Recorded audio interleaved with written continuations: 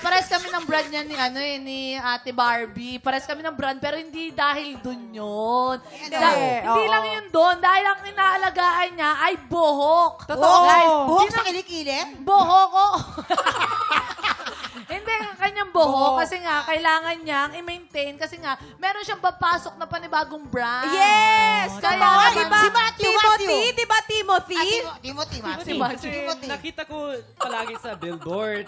Buhok talaga yun. Oo, tsaka diba sabi mo dumaan si Barbie tapos naamoy mo yung buhok. Talagang sobrang bango daw.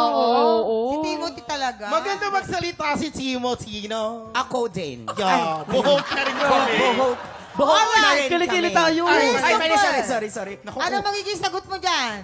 Doon na tayo sa kilikili. Kilikili. Yung kasi lagi na pinapakita eh. Kilikili, ha? Okay. Kilikili daw. Kabog or sabog in. 5, 4, 3, 2, 1. Sabi sa'yo eh. Oo, di ba?